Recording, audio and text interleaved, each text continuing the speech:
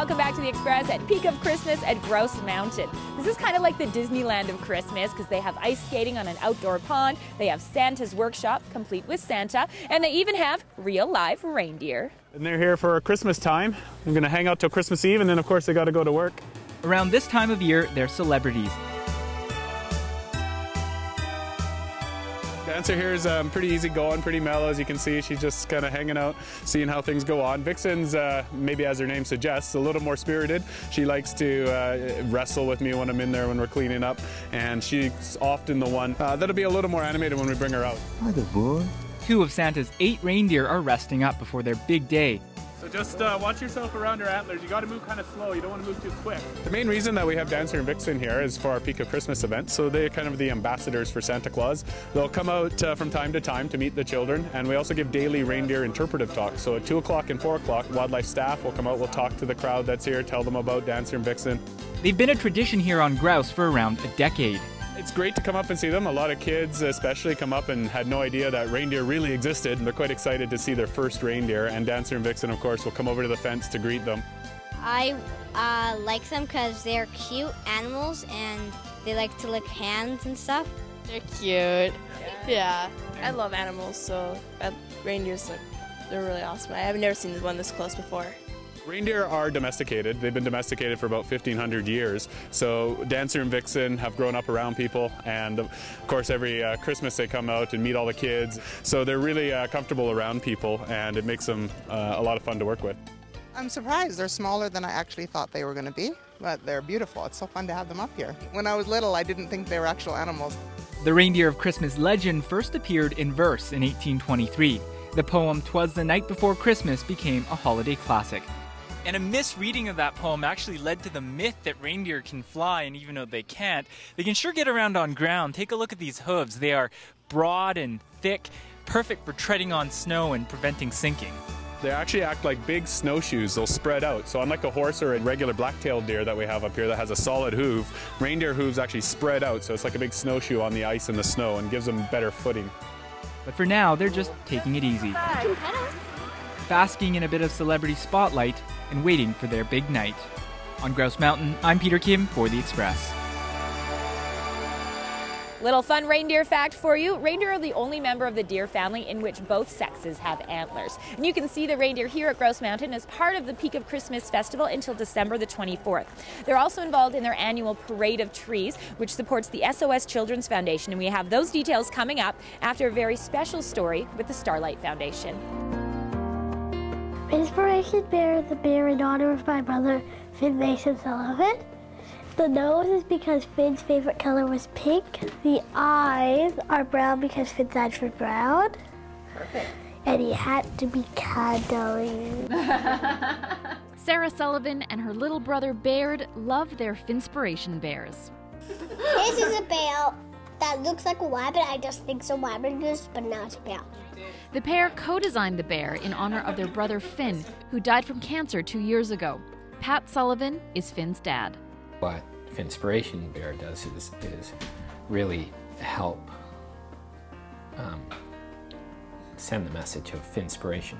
He's called that for a reason. It's not just the way Finn lived is Finspirational. It's something that we all can learn from. It will help pass on the spirit of Finn. Finspiration is a Starlight Foundation bear. The foundation helps kids and their families escape the stresses and boredom that come with hospitals and treatment. And the proceeds from the sale of Finspiration go back to the Starlight Foundation. It really is in honor of Finn, but in honor of his family and all of the struggles that they have endured and how inspiring they are.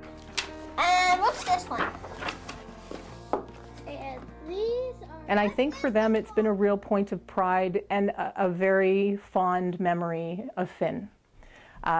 This family is amazing at both creating good memories and cherishing the memories that they have. I look at it as part of a continuation of a celebration of a life well lived. I look at it as a tremendous way to create a connection between Baird and Sarah and Finn, and he kept going.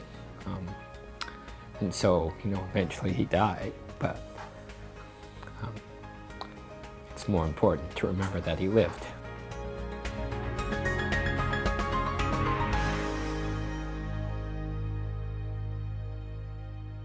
proceeds from the sale of the bears will go directly to the Starlight Children's Foundation, and you can pick up the bears at Toys R Us across the country. Now you're watching The Express from Grouse Mountain, and we've got more ways to celebrate the holidays coming up.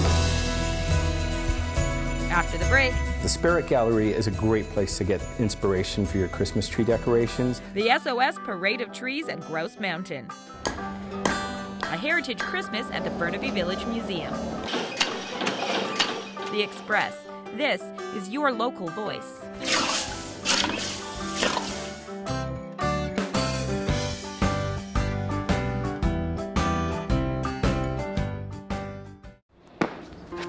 Ready?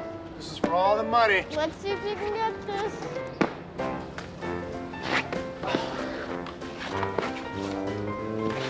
Oh!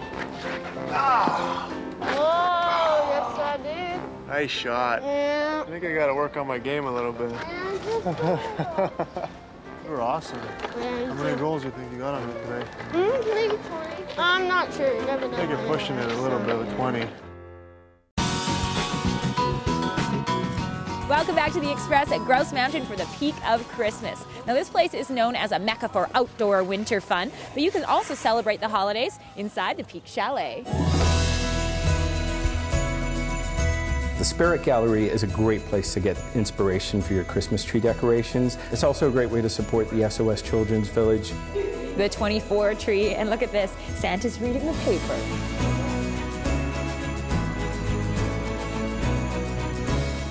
They're all my favorite, really, but some are quirkier than others. This is the Purdy's tree, and I was super excited. I saw chocolate bar, but nothing in it. A little misleading.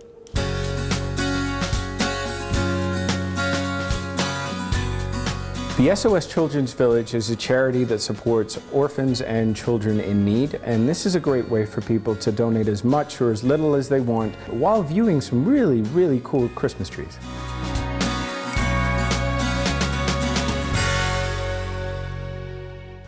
Going inside the Peak Chalet is a great way to warm up when you're hanging out on top of a mountain, especially here at Grouse. And you know another good way? Warm up your hands at the Blacksmith shop at the Burnaby Village Museum.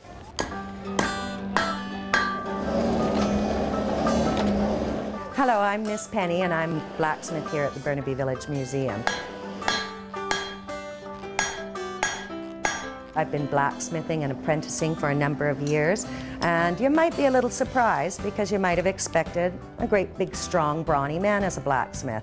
But there were times throughout history that women became blacksmiths.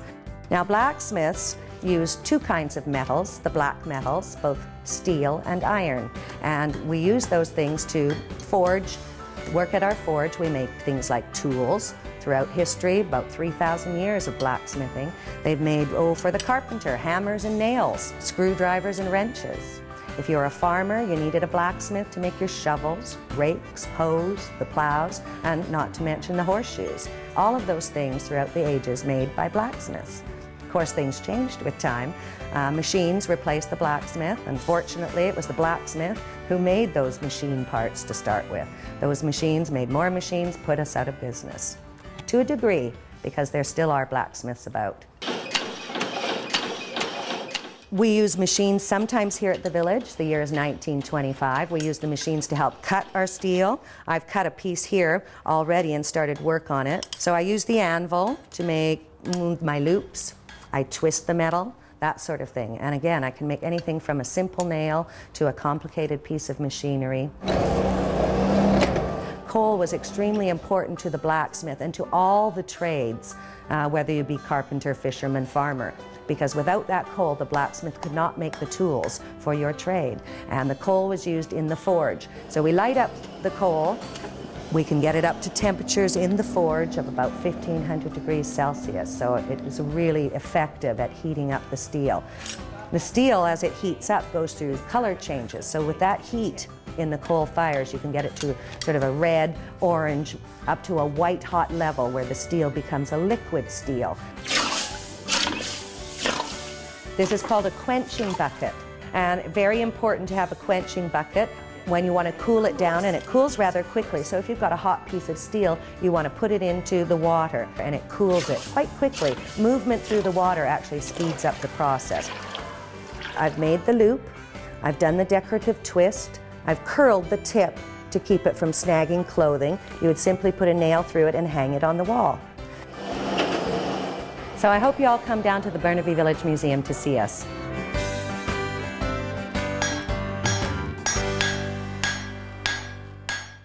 The Heritage Christmas at the Burnaby Village Museum continues to January 2nd. And for more local events, we've got your Express Spotlight. Take a walk through Gingerbread Lane and check out the Hyatt's Giant Gingerbread House, along with 40 other handcrafted gingerbread houses. This event is a fundraiser for the Make-A-Wish Foundation. Meet other snowshoers, skiers, and snowboarders at the Winter Social Nights here at Grouse Mountain. It's the ideal way to unwind after a busy day on the slopes. Celebrate the season with the splendor of magical twinkling lights adorning the Capilano Suspension Bridge and the surrounding magical rainforest. Plus, tomorrow's Express is a don't miss for a little Christmas spirit. It's all about elfin magic at Richmond Center, and you can check out my Facebook page for a little preview. I'm Johanna, and on behalf of all of us on the Express, thanks so much for watching our show from the peak of Christmas at Grouse Mountain. Happy holidays, and we'll see you next time.